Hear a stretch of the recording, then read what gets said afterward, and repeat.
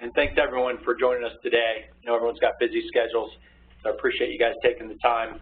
I'm really excited today to actually present this to you and to go over our newest report our team has put together within our construction series, and it's called What People Want. We've all seen the headlines. Construction right now, the demand for staff is at an all-time high. So, it's one of the most challenging times that I think all of us have been in to land good quality people, and it's even harder to keep the good ones once you get them. So that's why this report is really timely. It clearly speaks to why candidates make their decisions to either stay put or to leave their job. So the full report is loaded with a lot of great data. Today, I'm really going to focus on just 5 key takeaways that you can use to compete in this current market. So before I get started, real quick about me. As Heather said, my name is James Hawley.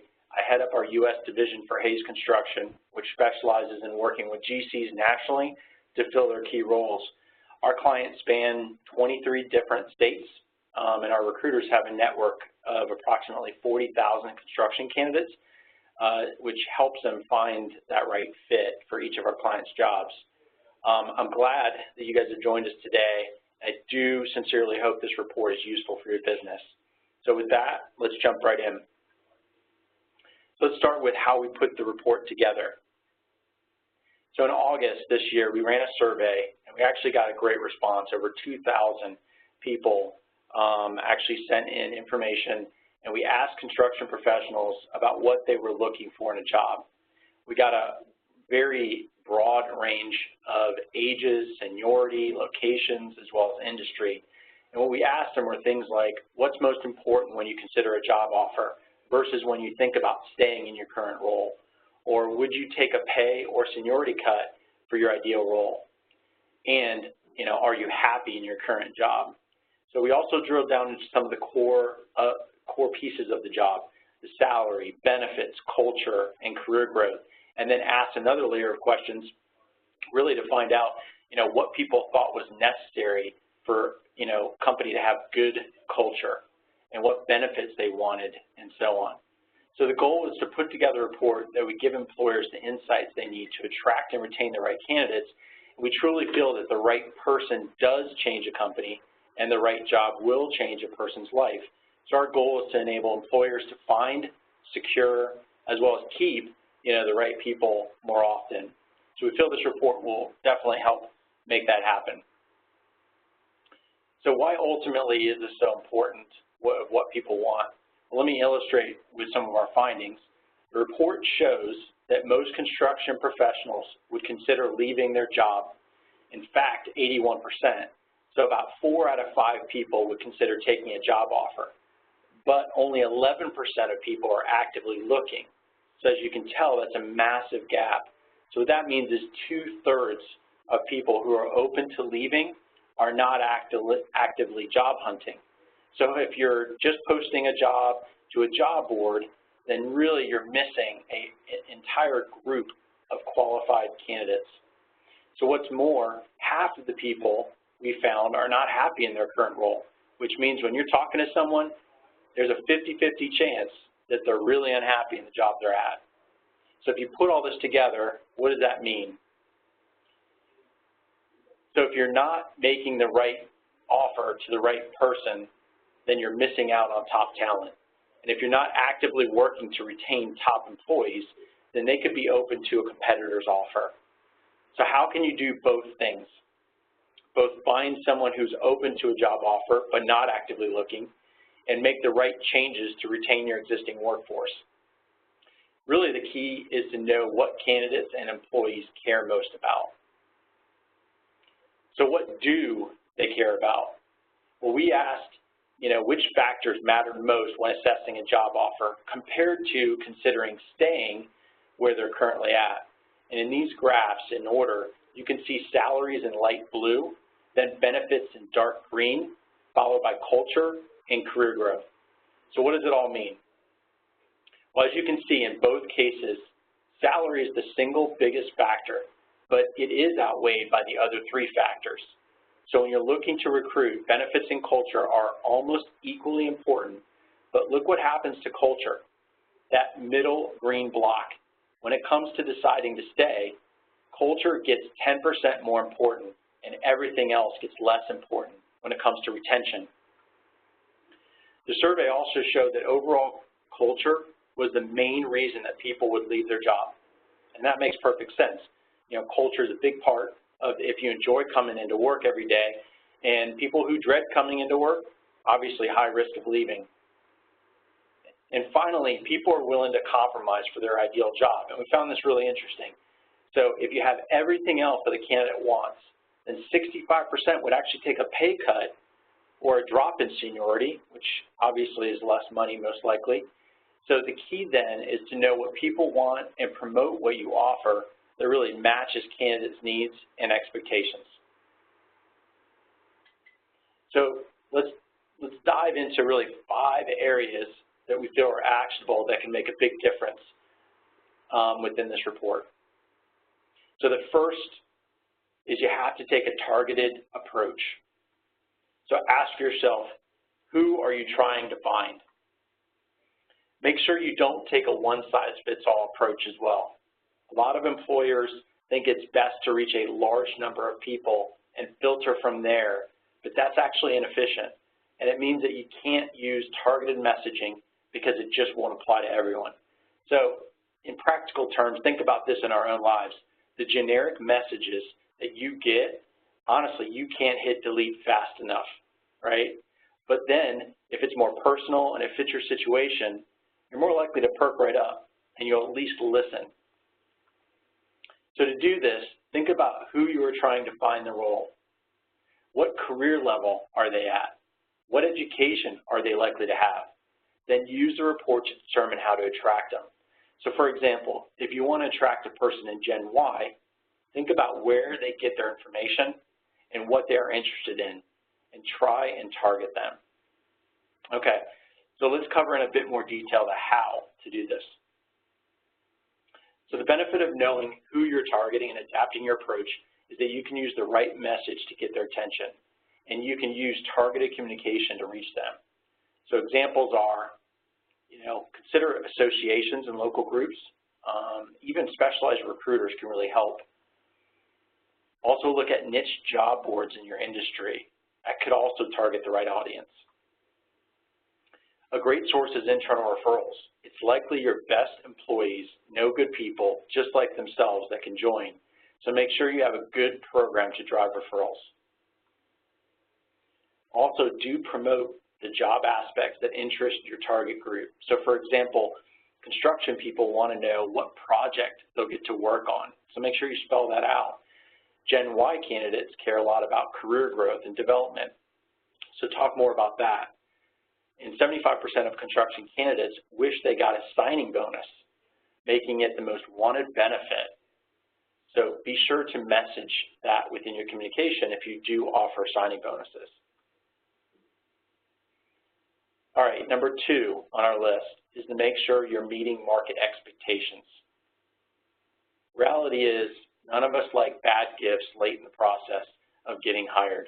So for example, not every company offers full benefits.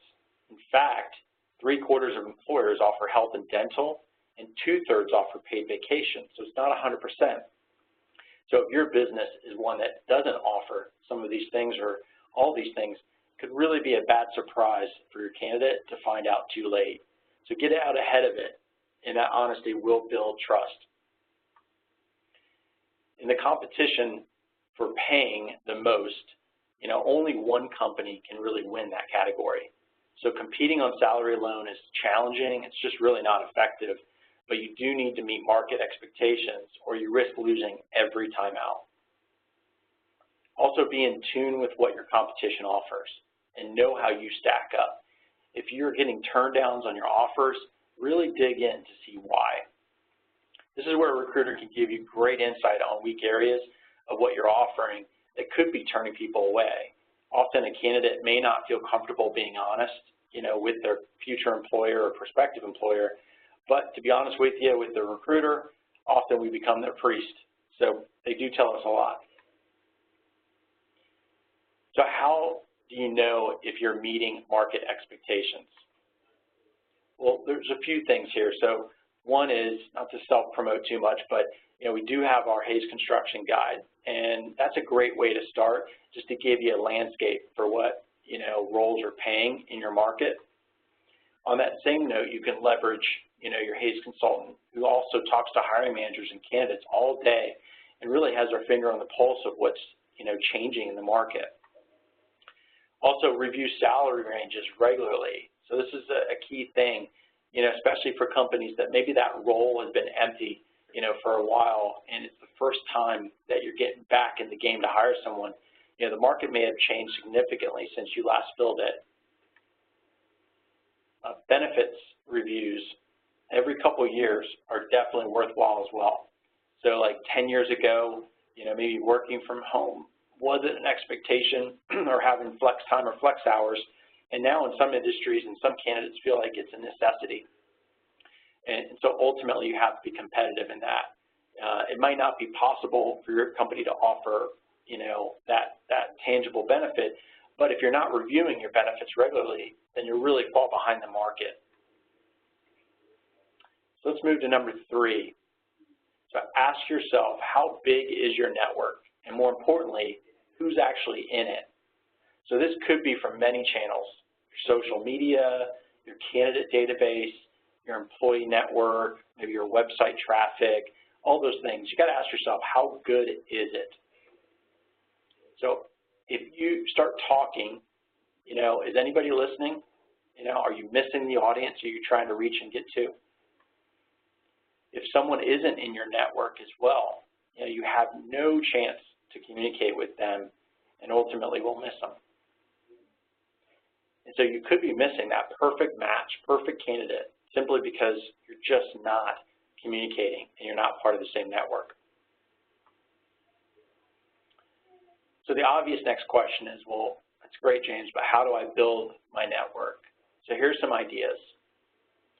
So ask, what is your target audience interested in? What are you the expert in? I'm sure there's a lot of things your company and your people do really well. So ask yourself that. And that's a great way to attract candidates, to create some content that bridges that gap, puts you out there to show that you're the expert.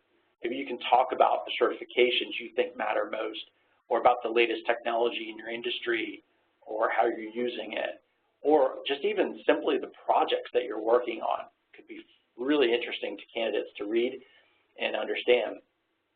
Honestly, this does take time, so full disclosure and disclaimer, it's not easy. It's not an easy solution, but ultimately it is the most effective one. Also, associations can really help. So if you want to target locally, then you need to find these groups. So, some sources to research, try locating them on, say, Facebook groups, regional associations, meetups, localized advertising. You ultimately know that they exist. It's just a matter of connecting up a few dots. And again, your employees are a great resource. So ask them to share job ads, promote them, and even refer candidates. Make sure that you do have that good referral program in place, or polish off, improve the one that you've got. And, obviously, the recruiter is a great source as well that you can tap into and has the broadest network of all those things.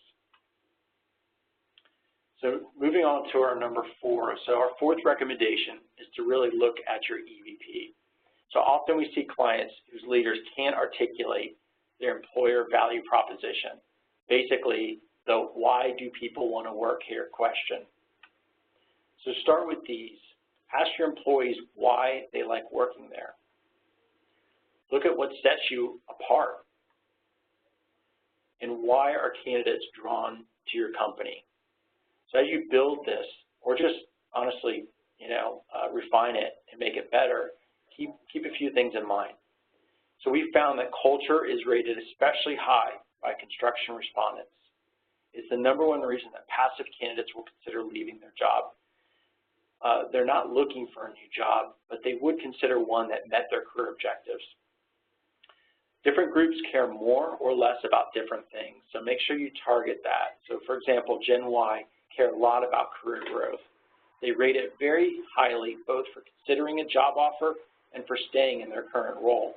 So if you're hiring for junior to intermediate roles, this is extremely important. Finally, this isn't just about job titles and promotions. For most employees, career development is about learning new things and expanding their understanding. So don't think, you have to be offering excessive promotions, more money, just to hang on to your teams. People just want to feel like you're invested in their personal development. A couple tips here. So when constructing your EVP, some things to think about are, too often your job postings are really just job descriptions, which ultimately are bland and very uninteresting. So here's what I'd suggest. As a company leader, go pretend that you're a job seeker. Run a search, see where you pull up, and then click through and actually read your own ads and ask yourself, would you actually apply? Timing. Timing is everything in recruiting. The best candidate isn't always active when the best job for them is open. So thus, you have to keep the doors open to consider great people 365 days a year, not just when that urgent need opens up. By then, it's often way too late, and you simply hire the best available person, but missed on that all-star fit. Your best asset is your people that can promote your business. So don't keep their stories a secret. Get them to post information about the great project they just finished, or just simply why they love working for your business. Candidates will believe them far more than they'll ever believe anything you put on your website about yourself. Don't be afraid to let people behind that curtain, that veil, and share real stories. Ultimately, daily work environment. Really let people in, and that'll really give your business, a strong appearance of being more authentic to really prospective employees, and they'll appreciate that. So don't miss that opportunity to get your culture across. And the last one, our number 5. So staying with culture, we recommend dedicating time to evaluating your current company's culture. This is really important. So remember, it's a significant driver for construction professionals, really more than any other industry that we found, including it is the main reason active job seekers are ready to move. And candidates have told us loud and clear that the main drivers of good culture are communication, leadership, and a good work-life balance. So there's nothing shocking there, but if you were to score yourself, how well would you do in those areas? What would your employees say? So going a little bit deeper, some ideas that might help develop a best-in-class culture. So employee surveys are a great way to get real insights from your employees, how they feel, will help determine your EVP and find ways to improve. Just the process of having a survey and showing that you're making changes can actually re-engage your workforce. When companies make the news for their cool offices, generous perks, it can seem like you have to spend a lot of money on free lunches, pool tables, but really it's the opposite is true. Across all demographics, 3 things stood out for culture. Again, strong leadership, open communication, and work-life balance. Those are core cultural pillars that take time and effort, but that really any company, any business, no matter your budget, can really work to improve and promote.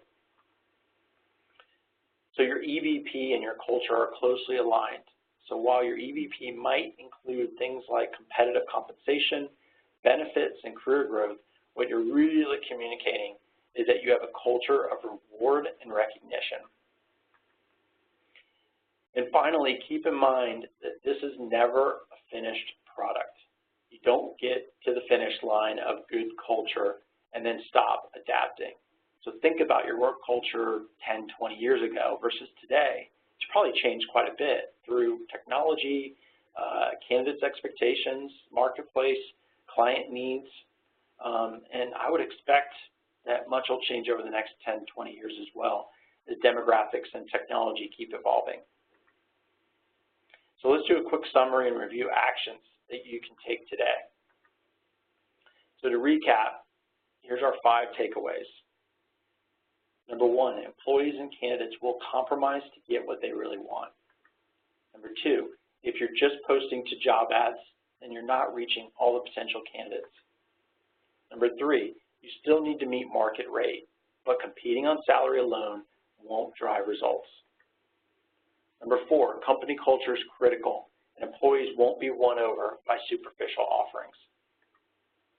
And number 5, if you're not promoting your great programs, both internally and externally, then they're not going to be an attraction and retention tool that you can leverage. And here's 6 actionable steps that we feel like you could take today. Number 1, go ahead and check out that salary guide. Download it, review it, and ultimately see how you compare. Number 2, identify your target candidates and figure out what message you want to send to them.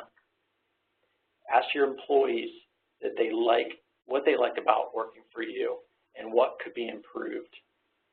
Number 4, invest time in growing your network. Number 5, ask for employee referrals for open positions. Consider offering a refer a friend bonus as well. And the last one, talk to a recruiter about building a talent pipeline and showcasing your employer brand. They can give you the most comprehensive information and consult with. Okay, so that was a lot of information, ran through it pretty quick. Hopefully that was helpful.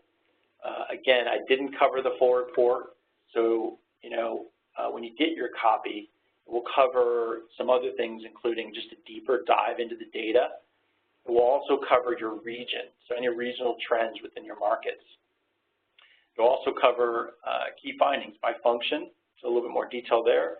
And it's got some additional tips and tricks there to help out that I did not cover today. So as a reminder, you can get your copy by visiting the URL that's up on the screen, hayes.com/resources. Okay, so I think we've got a few minutes here. We're trying to work a couple questions in. Let's see. All right, so the first one's pretty easy, so thank you for whoever sent this in. Was the survey done nationally? Yes, it was. Actually, we went coast to coast, so we had respondents, all throughout the different states. I will say that we had more density on the East Coast, where we have more offices, and so many more clients participated on that side. Let's see. Okay, here's another one. So if we wanted to survey our teams, any tips if we've never done one before? So yeah, there's a few things, a few takeaways that I would send your way, which number 1 is make sure that it's anonymous. I think that's key. People have to feel comfortable when they actually respond to that they're not going to be called out or singled out. So consider a third party. You could do it through like a SurveyMonkey, so some of those different websites can do it. But again, make sure that you're not asking names and it's anonymous. Make sure that also goes out to everyone. That'll be key as well. Don't just single out certain people. And, what we have found is that, it's important to then share the feedback afterwards, both good and bad, and then address any of the weak spots and ultimately talk about what you're going to action to resolve those. That'll definitely help employee morale, definitely helps build that culture that you're listening and that their opinion matters. And quite honestly, some of the strengths that you might get back on that survey could really help with the employer value proposition as well. So hopefully that answers your question. I'll pick one more here. Okay, so what's the best way to know what my competitors are offering? Quite honestly, the quick things that come to mind for me are look at their job ads. You know, just surf the web, just find them, go to their website and see what they're offering. A lot of times you can get details off that. I think also asking candidates that you're interviewing about other places and what they're seeing, and that's also helpful. Also your staff, you've probably hired people from your competitors. Go around and ask them, you know, what it was like at the previous place, you know, from a pay perspective, benefits, what they liked that they would want to bring over to you. That can be helpful as well.